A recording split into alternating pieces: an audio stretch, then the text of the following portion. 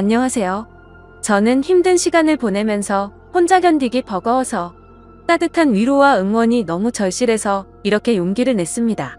다들 슬프고 힘든 일을 겪으면서 보내시는 분들도 많으시겠지만 저 또한 약한 사람이라 주변의 관심과 응원이 필요합니다. 따뜻한 격려의 마음이라도 부탁하고자 사연을 보내게 됐습니다. 들어주시면서 저에게 용기를 꼭 주셨으면 좋겠습니다. 저는 결혼을 약속한 남자친구가 있었습니다. 남자친구와 저는 같은 미술 전공으로 대학교에서 만나 연애를 시작했어요. 같은 미술을 하면서 서로 의지하며 미래에 대한 같은 꿈을 꾸면서 행복한 날들만 가득했습니다.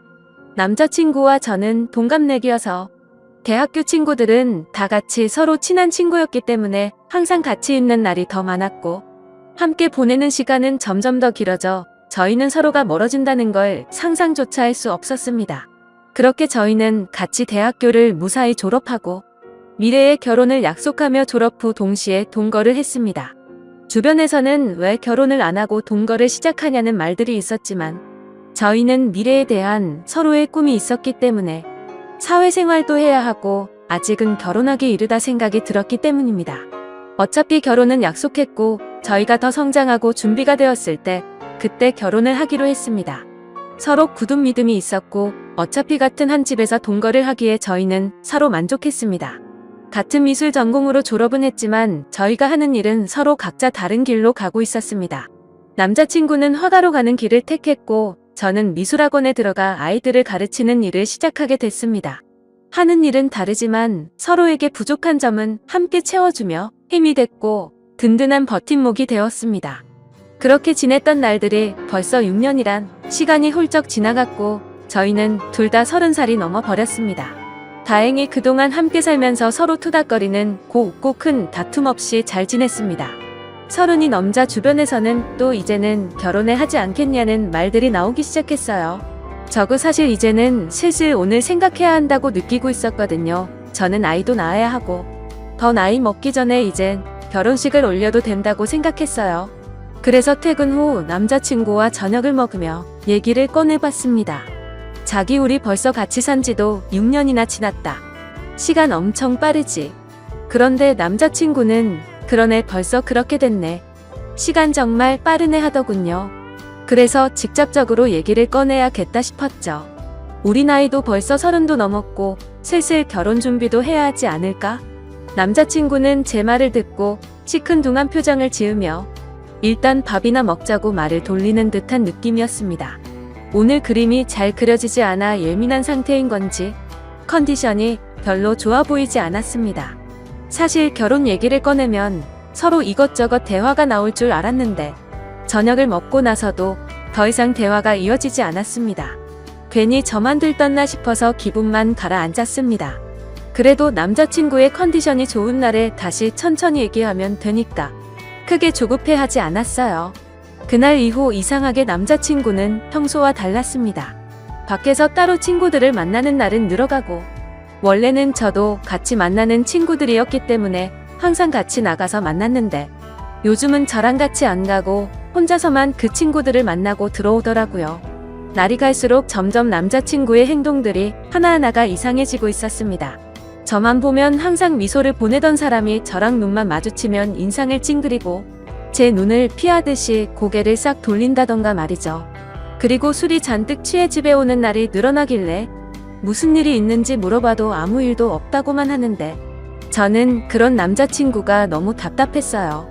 남자친구는 그림이 잘 안 그려질 때는 많이 예민해지긴 했지만 이렇게까지 행동에 변화가 없었습니다. 그림 문제는 아닌 듯했고 말하기 힘든 일이 있는 것 같았죠. 선뜻 제가 먼저 물어볼 수 없어서 말을 해줄 때까지 기다려보기로 했습니다. 그런데 점점 늦은 시간에 집에 오고 너무 늦게까지 안 들어올 때는 연락을 하면 제 연락을 받지도 않았어요. 남자친구가 밖에 있는 시간이 늘어났고 밖에 있을 때는 연락도 거의 안 되니 답답할 따름이었죠. 저는 점점 남자친구 행동들을 곰곰이 생각해 보면서 그제서야 조금씩 이상하다고 생각이 들고 느낌이 왔습니다. 아무래도 여자가 생긴 것 같았습니다. 왜냐하면 저랑 같이 살면서 단 한 번도 핸드폰을 잠가놓지 않았는데 행동이 이상해지기 시작하면서 핸드폰에 비밀번호를 설정해 둔 것입니다. 정말 의심하고 싶지 않아서 참아왔는데 더 이상은 안 되겠다 싶었죠. 오늘은 꼭 남자친구랑 제대로 얘기를 해봐야 할 것 같아 저녁 늦도록 기다렸습니다. 역시나 오늘도 자정이 넘어서 들어오더군요.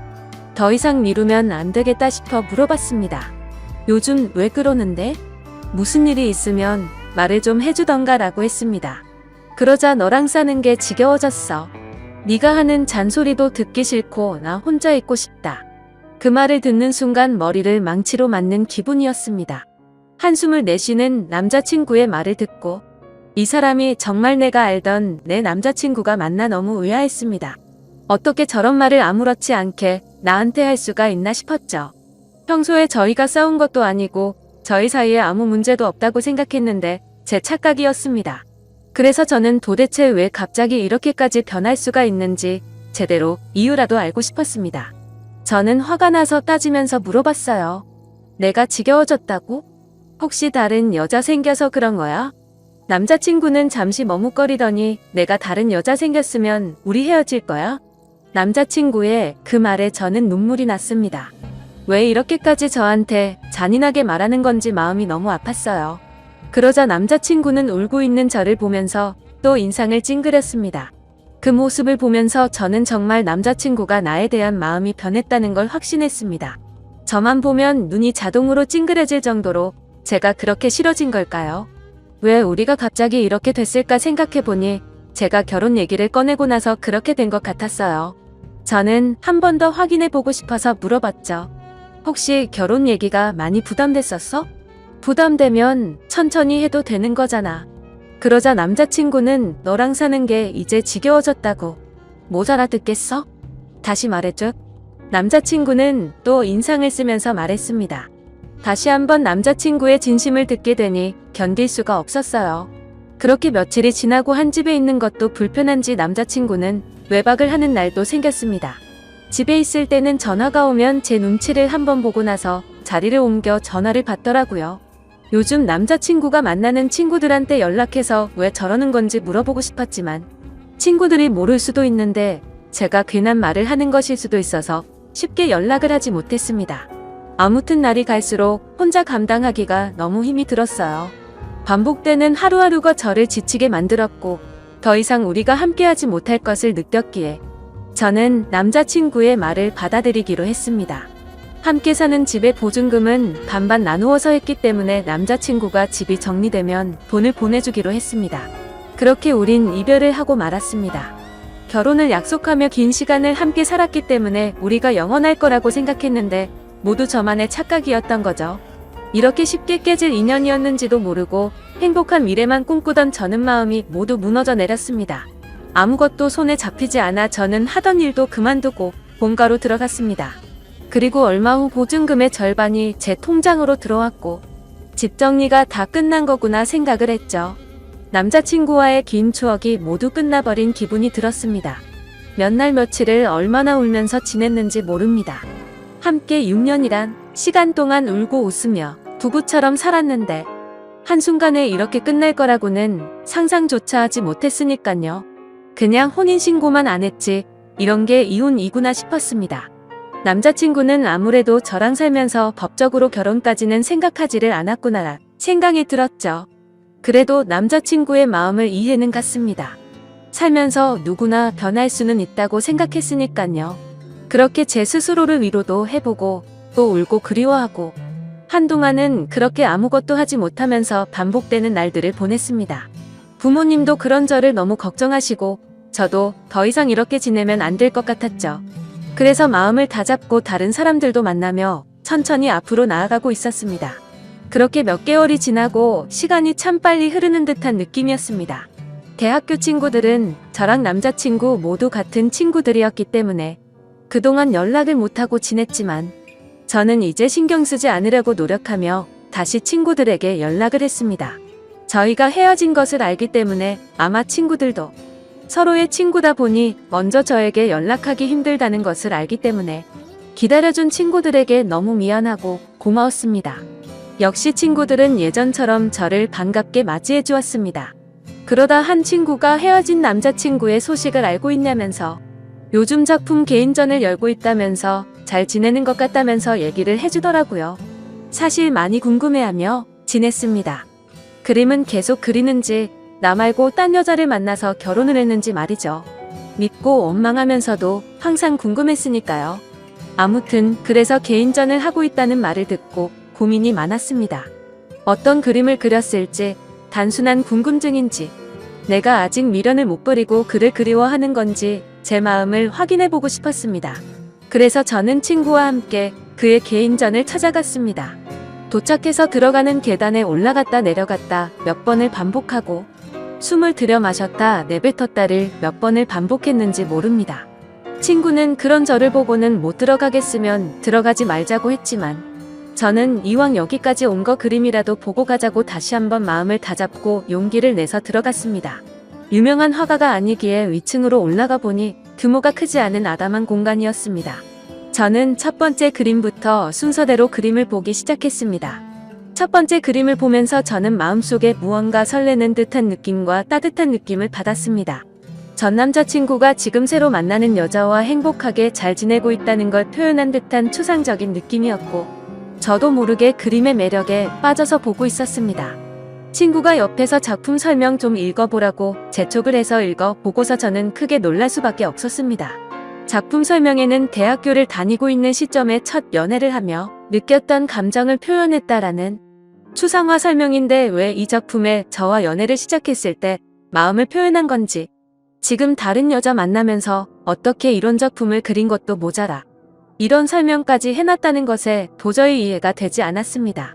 도대체 무슨 생각으로 헤어진 저와의 추억을 다시 그림으로 그린 것인지 혹시나 하는 마음에 두 번째 그림을 보고 작품 설명을 읽어봤죠. 역시나 저와 있었던 지난 추억을 또 그림으로 표현하고 설명까지 돼 있었습니다. 점점 전 남자친구가 무슨 생각으로 이랬을까 궁금해졌습니다. 개인전인데 왜 굳이 헤어진 나와의 추억을 전시를 해놓았을까? 그림을 보면 볼수록 더 마음이 복잡해졌죠.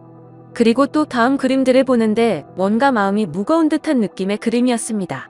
왜 그림을 이렇게 표현했을까 설명을 읽고 보니 저와 헤어지고 본인의 마음이 적혀 있더라고요. 저는 더욱 그를 이해할 수가 없었습니다. 왜냐하면 분명히 본인이 헤어지자고 요구를 했고 제가 질린다면서 저랑은 더 이상 같이 살기 싫다고 저를 억지로 밀어낸 것도 그였기 때문에 정말 모순이라고밖에 느낄 수 없었습니다.